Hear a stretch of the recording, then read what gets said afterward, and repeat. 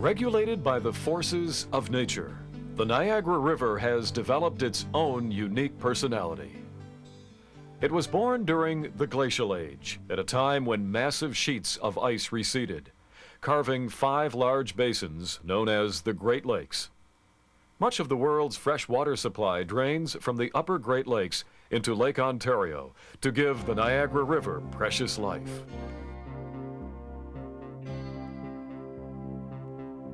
It is here at the outlet of Lake Erie that the Niagara begins its spectacular 33-mile journey to Lake Ontario.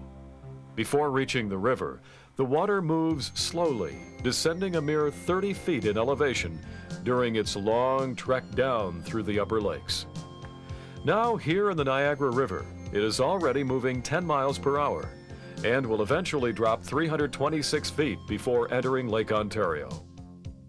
15 miles downriver from Lake Erie, the water divides and passes Grand Island, a 7-mile landmass. On the downstream side of the island, the channels join to form a 2-mile span in the river, where over 200,000 cubic feet of water flow past per second. At least half this water is diverted into the hydropower gates. The remaining water takes on a new mood, quickening and forcibly tumbling. As the channel narrows, there is a sense of urgency. White water flashes in and out of the swift current. Rocks and other obstacles attempt to change its path. On the Canadian side, some of the water escapes into a small and peaceful water park called Dufferin Islands. It is the last refuge, a calm before the storm.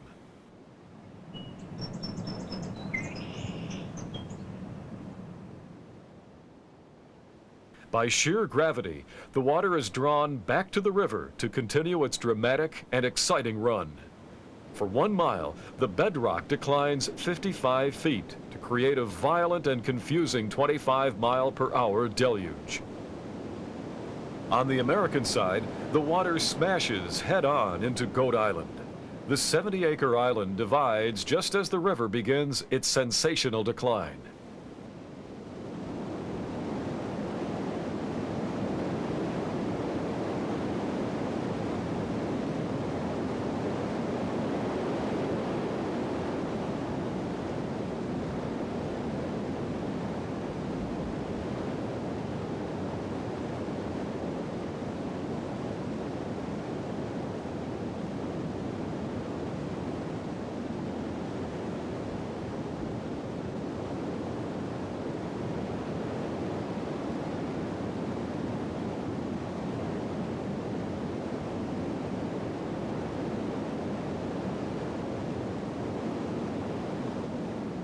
Nearly 90% of the river is deflected into the Canadian Channel, where it thrashes in and around the tiny Three Sisters Islands.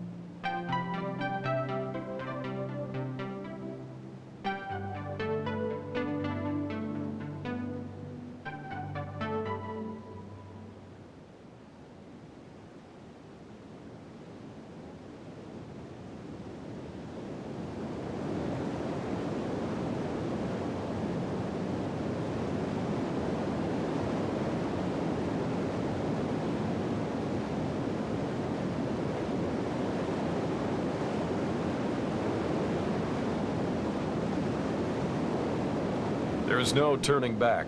A craft's only hope, like this old barge, is to scuttle on the rocks.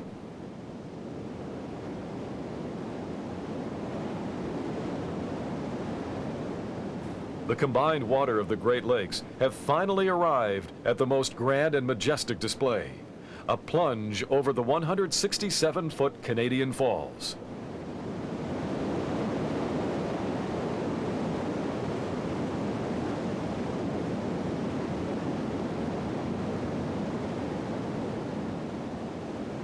Shaped like a horseshoe, the crest line curves 2,500 feet between Goat Island and Canada. Imagine 100,000 cubic feet of water per second pounding over the brink into a deep 150-foot pool below.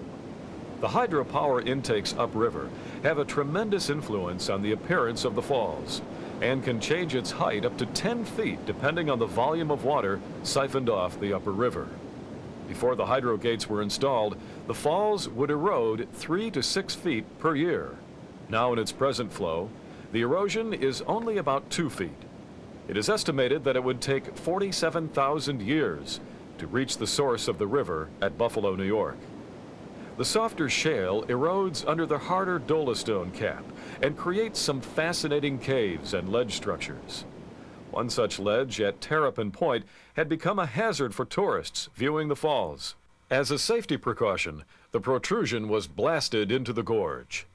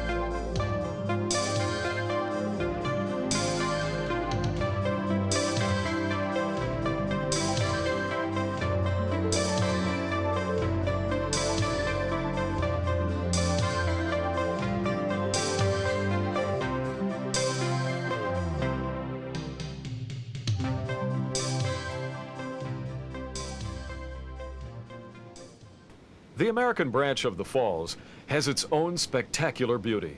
Its narrow width and rock formations throw the water into a frenzy before cascading over the brink.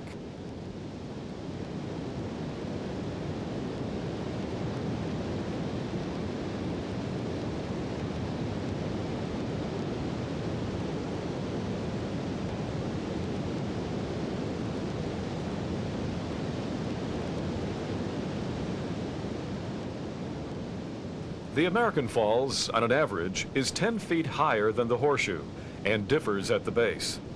There is a concern that as the eroding rocks continue to build up at the base, the falls may eventually be transformed into a rapids.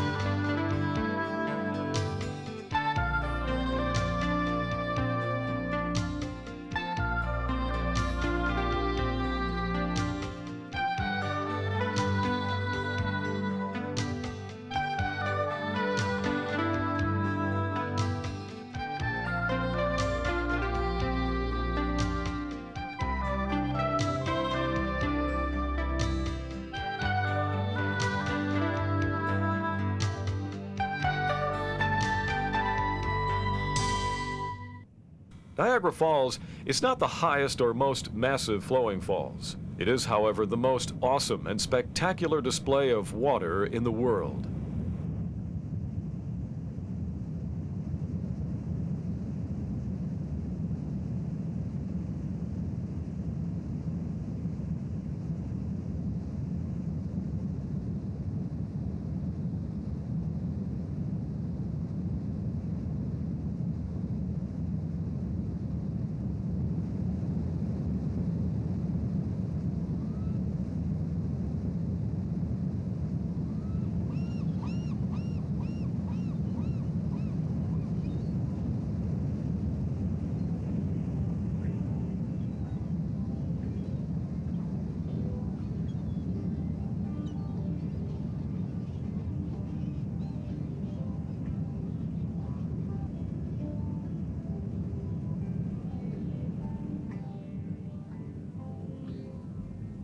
The falls are approximately 7 miles upriver from their origin. Evidence of their prior existence is clearly sculptured into the structure of sheer rocky cliffs that drop 200 feet to the water and wind endlessly downstream. Its personality is etched in stone, and its moods sometime run deep beneath the calm surface. Downriver, a mile below the falls, the water depth reaches 215 feet.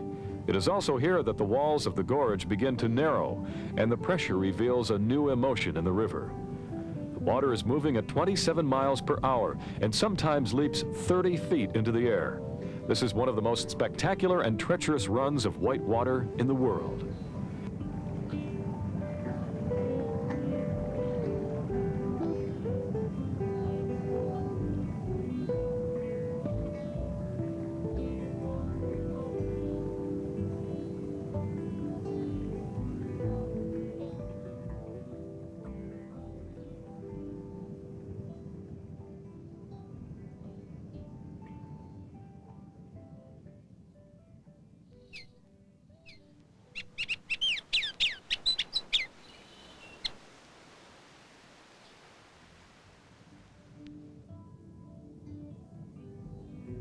The water descends 50 feet as it swoops into a large opening in the gorge called the whirlpool.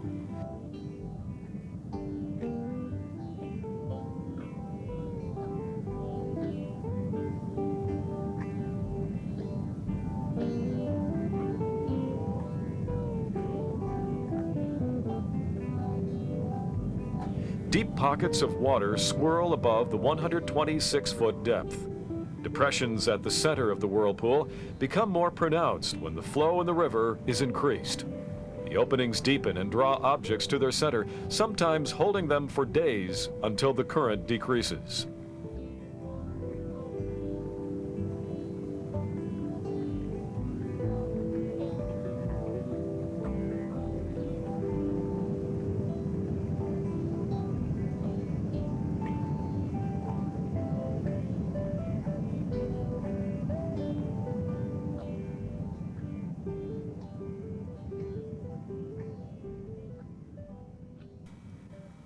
One mile below the whirlpool is another stretch of rapids leading to Devil's Hole, a seemingly inappropriate name for such a peaceful and beautiful area.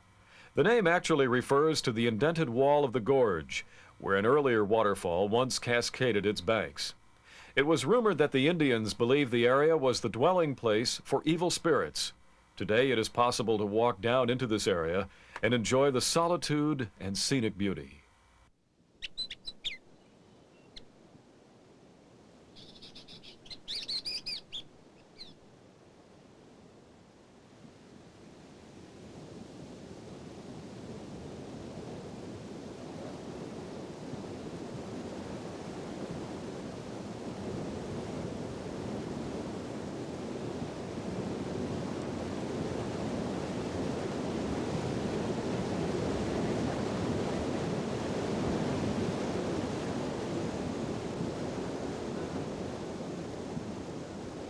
Directly around the bend from Devil's Hole is a massive concrete structure built into the eastern bank of the river. This is only the face of a huge project that diverts water through giant conduits from the upper river around the falls and into the reservoir.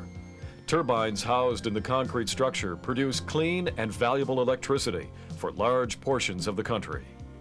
The lower river reaches depths of 100 feet and is more gentle as it enters another point of geological significance. Here the land breaks from the narrow canyon walls and gives way to open, fertile land leading to Lake Ontario.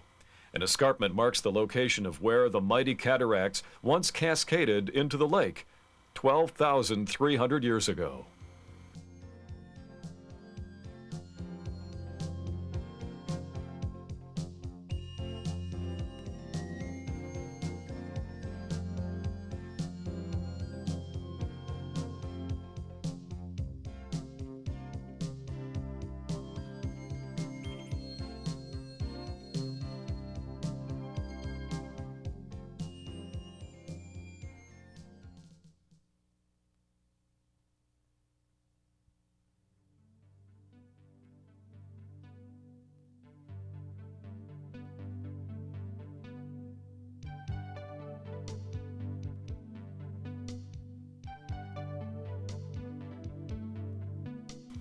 Nearing the outlet, Niagara's water will eventually merge with Lake Ontario and flow out the St. Lawrence River to join the oceans of the world.